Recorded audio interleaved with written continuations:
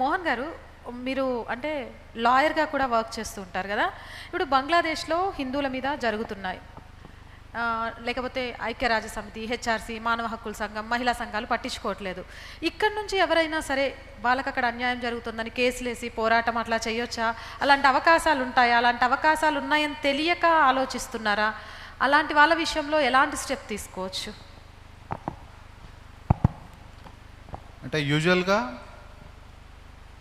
మీరు లాయర్ అని చెప్పారు కాబట్టి చెప్తున్నా. ఫస్ట్ హాలిడే రోజు కూడా యూనిఫామ్ వేసుకొని తిరుగుతుంది ఈడోడ అనుకోకండి. ఈరోజు మా కొత్త కోర్టు ఓపెనింగ్ ఉండే, అందుకే యూనిఫామ్ వేసుకొని వచ్చినాను. అయితే యూజువల్గా ఏ స్టేట్కి సంబంధించి, అంటే ఏ కంట్రీకి సంబంధించి ఆ కంట్రీ అంతర్గత వ్యవహారాల్లో ఇంకో దేశం జోక్యం చేసుకోవడానికి లేదు. అకార్డింగ్ టు యుఎన్ అయితే అక్కడ అగ్రిమెంట్స్, యునైటెడ్ నేషన్స్ సంబంధించినటువంటి టర్మ్స్ అండ్ కండిషన్స్ అగ్రిమెంట్స్ కొన్ని ఉంటాయో దాని ప్రకారం చేసుకోవడానికి లేదు. కానీ ఒక కమ్యూనల్ సమస్య అంటే ఇది ఎట్లా అంటే కంప్లీట్గా ఒక మతాన్నే పూర్తిగా ఎరాడికేట్ చేసేటటువంటి ప్రయత్నం జరుగుతుంది బంగ్లాదేశ్లో. అంటే దీనికి సంబంధించి ఇస్లాంకి సంబంధించి కొన్ని గూగుల్లో కూడా కొన్ని చదవచ్చు. ఇస్లాంకి సంబంధించి ప్రపంచాన్ని మూడు ముక్కల కింద విభజించవచ్చు. ఏమిటంటే వన్ థింగ్ దారులే ఇస్లాం అంటే ఎక్కడైతే పూర్తిగా ఇస్లాం సామ్రాజ్యం ఉంటుందో, ఇస్లాం సంబంధించినటువంటి వ్యవహారాలు ఉంటాయో, ఇస్లామిక్ అడ్మినిస్ట్రేషన్ ఉంటుందో, ఇస్లామిక్ చట్టాలు ఉంటాయో, ఇస్లామిక్ సంబంధించినటువంటి షరియా పూర్తిగా ఉంటుందో దాన్ని దారులే ఇస్లాం అంటారు. ఇంకోటి రెండోది ఒక్క నిమిషం చూసి చెప్తాను, తప్పు చెప్పేదానికన్నా. రెండోది దారుల్ అమన్ అంటే ఏంటంటే అది ఇస్లామిక్ దేశం కాకపోయినప్పటికీ కూడా అక్కడ ఇస్లామిక్ సంబంధించినటువంటి ప్రాక్టీస్ ఏదైతే ఉంటుందో, చట్టాలు కానీ అక్కడ వారికి సంబంధించిన మతపరమైనటువంటి అంశాలకు ఒక సెక్యూరిటీ, సేఫ్టీ ఉంటుందో ఆ యొక్క దేశాన్ని దారులే అమన్ అంటారు. అంటే ఇప్పుడు ఉదాహరణకు భారతదేశం ఇస్లామిక్ దేశం కాకపోయినప్పటికీ కూడా ఇస్లాం సంబంధించినటువంటి అన్ని చట్టాలు కానీ, ఇస్లాంకి సంబంధించినటువంటి అన్ని వ్యవహారాలు కానీ ఇక్కడ స్వేచ్ఛగా నిర్వహించుకోవచ్చు. మూడోది ఏంటంటే దారులే హరబ్ అంటారు, లేదా దారులే కుర్ఫ్ అంటారు. ఇదేంటంటే ల్యాండ్ ఆఫ్ కాఫిర్స్ అనొచ్చు దీన్ని. అంటే పూర్తిగా ఇస్లాం లేదు అక్కడ, ఒకవేళ ఉన్నా కూడా చాలా తక్కువ ఉంది. ఇస్లాంకి సంబంధించినటువంటి ఎటువంటి హక్కులు కానీ, చట్టాలు కానీ, స్వేచ్ఛ కానీ వాళ్ళకు ఉండదు.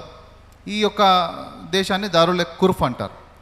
అయితే విషయం ఏంటంటే ఈరోజు బంగ్లాదేశ్ని క్రమేపీగా దారులే ఇస్లాంగా మార్చే ప్రయత్నం చేస్తారు. ఆల్రెడీ బంగ్లాదేశ్కి 1988లోనే అది ఇస్లామిక్ కంట్రీగా వాళ్ళు మార్చుకోవడం జరిగింది. వాళ్ళు పాకిస్తాన్ చెర నుంచి విడిపించింది ఒక సెక్యులర్ దేశమైనటువంటి భారతదేశం అయినప్పటికీ కూడా, అఫ్కోర్స్ అప్పటికి భారతదేశం సెక్యులర్ దేశం కాదు, అయినప్పటికీ కూడా వాళ్ళ దేశాన్ని వాళ్ళు దారులే ఇస్లాంగా మార్చుకునే ప్రయత్నం చేస్తున్నారు. అంటే ఇస్లామిక్ సంబంధించినటువంటి పూర్తి స్వేచ్ఛ, ఇంకా ఆ దేశంలో ఇతర మతాలు ఉండడానికి వీల్లేదు, లేదా ఉన్నా కూడా వాళ్ళకి ఎటువంటి స్వేచ్ఛ ఉండకూడదు. ఈరోజు షేక్ హసీనా గారి, ఇందాక మామిడి గిరిధర్ గారు చెప్పినట్టు, షేక్ హసీనా గారి అడ్మినిస్ట్రేషన్లో, వారి ప్రభుత్వంలో హిందువులకు ఇక్కడ హిందువులు అంటే కేవలం హిందువులు కాదండి, హిందువులు బంగ్లాదేశ్ సంబంధించి హిందువులు అంటే హిందువులు, క్రైస్తవులు, బౌద్ధులు, జైన్లు, పార్సీలు అందరూ కూడా మైనార్టీలకు సంబంధించి ఎంతో కొంత స్వేచ్ఛ అనేది, వాళ్ళకు ఫ్రీడమ్ అనేది అక్కడ ఉంది. కాబట్టే షేక్ హసీనా గారి ప్రభుత్వం కూలదోయడము, ఇంకా అంతర్జాతీయంగా చాలా స్ట్రాటజికల్ విషయాలు మన సోదరులు మరియు సోదరిమణులు చాలా చెప్పడం జరిగింది, సాయన గారు వీరు అందరు కూడా. అయితే యునైటెడ్ నేషన్స్ ఆర్గనైజేషన్స్ ప్రకారం ఒక దేశ సంబంధించినటువంటి అంతర్గత వ్యవహారాలు ఇంకో దేశం చేసుకోవడానికి లేదు. కానీ ఇంటర్నేషనల్ కోర్ట్ ఆఫ్ జస్టిస్ అనేది ఒకటి ఉంది, అది కూడా యునైటెడ్ నేషన్స్ సంబంధించినటువంటి ఒక విభాగమే. ఇంటర్నేషనల్ కోర్ట్ ఆఫ్ జస్టిస్లో ఖచ్చితంగా మతపరమైనటువంటి ఒక దేశంలో సంబంధించినటువంటి పూర్తి మతపరమైనటువంటి విధ్వంసం అనేది జరుగుతుందని ఖచ్చితంగా భారతదేశ ప్రభుత్వం అనేది ఫైట్ చేయొచ్చు. కాకపోతే మళ్ళీ డిప్లొమాటిక్ ఇష్యూస్ కానీ, లేదా చాలా విషయాలు ఉన్నాయి, దాంట్లో కూడా అడ్డంకులు చాలా ఉంటాయి. కాబట్టి అది మరి భారతదేశం ప్రభుత్వం చేస్తుందా చేయలేదా అని మనకు తెలియదు. కాకపోతే మనకు ఆల్రెడీ సిఏఏ అనేది ఒక అవకాశం ఉంది. ఇంత ముందుకు చెప్పినట్టు అక్కడ ఎవరైతే ఉండలేకపోతున్నారో వాళ్ళందరూ కూడా సిఏ కోసం అప్లై చేసుకొని ఇప్పుడు కూడా ఇక్కడికి రావచ్చు, ఆ అవకాశం ఉంది. అది ఎప్పుడో చేయవలసింది పని. కానీ చెప్తున్నాను కదా, మనకున్నటువంటి గుడ్డి విశ్వాసము, మన హిందువులకు, ముఖ్యంగా హిందువులు అంటే నేను చెప్పినటువంటి అందరూ, మనకున్నటువంటి గుడ్డి విశ్వాసం అనేది మనని ఎప్పటికప్పుడు మన అస్తిత్వాన్ని పూర్తిగా నాశనం చేసుకోవడానికి పనికొస్తుంది తప్ప మనం కాపాడుకోవడానికి ఎప్పుడు కూడా పనికి రావట్లేదు. అదేవిధంగా ఇంకో చిన్న మాట కూడా, ఇక్కడికి వచ్చినటువంటి చాలామంది మిత్రులు హిందువులకు సంబంధించినటువంటి రక్షణ గురించి మాట్లాడుతున్నారు, హిందువులకు సంబంధించినటువంటి జాగృతి గురించి మాట్లాడుతున్నారు.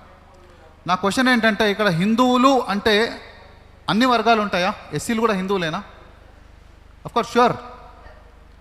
అయితే నా హంబల్ రిక్వెస్ట్ ఏంటంటే, ఇక్కడ ఉన్నటువంటి మిత్రులకు కానీ ఆర్టీవీ ముఖంగా హిందుత్వం కోసం పోరాటం చేసే అన్ని సంఘాలు కానీ లేదా హిందువులు కానీ ఓవరాల్గా మనం అందరం ఎస్సీలు అందరం కూడా హిందువులే అని ఇంత నిక్కచ్చిగా మనం చెప్తున్నాం కాబట్టి అఫ్కోర్స్ ఎస్సీలు హిందువులే, కానీ జస్ట్ అనిపించాలని చెప్పిన.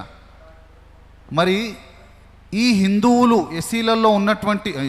ఉన్నటువంటి ఈ ఎస్సీలకు చాలా చోట్లలో చాలా గ్రామాలలో ఇప్పటికీ ఈ కుహానా దళిత సంఘాలు ఈ అంబేద్కర్ గారి ఫోటో పెట్టుకొని భారత్ తెరే తుకడే హోంగే ఇన్షాల్లా అనేటటువంటి దొంగనా కొడుకులు కాకుండా నిజమైనటువంటి దళితులు చాలా ఊర్లలో ఇప్పటికి కూడా అంటరాంతనము అస్పృశ్యత కోసం ఎదుర్కొని వాళ్ళు బాధపడుతున్నారు. మిగతా హిందువులలో ఉన్నటువంటి కొన్ని బీసీ వర్గాలే కానీ అక్కడ ఉన్నటువంటి ఓసీ వర్గాలే కానీ అన్ని ఊర్లలో సేమ్ పరిస్థితి ఉండకపోవచ్చు.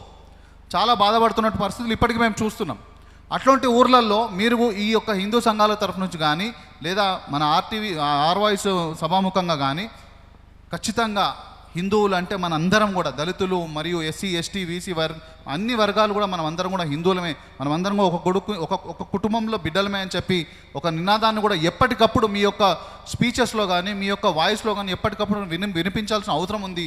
ఎందుకంటే ఈ యొక్క సమాజంలో మాకు సమాన హక్కు, సమాన స్వేచ్ఛ, సమాన సోదరభావం అందనంత కాలం హిందూ సమాజం కొరకు, హిందూ యొక్క ఐక్యత కొరకు, హిందూ సమాజం యొక్క శ్రేయస్సు కొరకు దళిత వర్గాలు ముందుకు రాని పరిస్థితి ఈరోజు మనం గ్రామాలలో చూస్తున్నాం. మిత్రులారా, ఆల్రెడీ అంబేద్కర్ గారు ఫోటో పెట్టుకొని దళితులను హిందూ సమాజం నుంచి దూరం చేసే ప్రయత్నం చాలా జరుగుతున్నది. మీకు ఒక్కసారి మరి చరిత్రలో చూసుకోవాలి. ఛత్రపతి శివాజీ గారు ఏ రాజు కూడా గెలవని విజయాలను ఛత్రపతి శివాజీ గారు సొంతం చేసుకున్నారంటే దానికి కారణం వారు కులం చూడలేదు. కులం చూడకుండా ఎస్సీ ఎస్టీ అందరినీ కూడా ఒక తాటి మీద తీసుకొచ్చి, ముఖ్యంగా ఎస్టీ సోదరులను దగ్గర తీసుకొచ్చి బీసీలను కేవలం క్షత్రియులు మాత్రమే కొట్లాడాలనే మాటను పక్కన పెట్టి అన్ని వర్గాలను వాళ్ళకున్నటువంటి వనరులను కానీ వాళ్ళకున్నటువంటి టాలెంట్ని కానీ గుర్తించి అన్ని వర్గాలను దగ్గర తీసుకొని వాళ్ళని సైనికులుగా మలుచుకొని ఆనాడు ఔరంగజేబ్కు వ్యతిరేకంగా పోరాటం చేశారు. కాబట్టి ఛత్రపతి శివాజీ మహారాజ్ గారు హిందూ సామ్రాజ్య స్థాపన చేయగలిగారు. కాబట్టి చరిత్రను మర్చిపోయిన వాడు ఎప్పుడు కూడా చరిత్ర సృష్టించలేడనే విషయాన్ని తెలియజేస్తూ మనమందరం కూడా హిందువులుగా కలిసి ఉండాలి. కులం కేవలం గడప లోపల ఉండాలి, గడప లోపలే కులం, గడప దాటితే హిందువులం అనేటటువంటి స్వామి పరిపూర్ణానంద గారి మాటను మనం మరొక్కసారి గుర్తు చేసుకుంటూ మా యొక్క బాధను కూడా మీరు అందరూ కూడా ఎప్పటికప్పుడు దృష్టిలో ఉంచుకొని ఈ సమాజాన్ని జాగృతం చేసుకుంటూ ఈ యొక్క హిందూ సామ్రాజ్య స్థాపన చేయాలని చెప్పి కోరుకుంటున్నాను. జై భీమ్.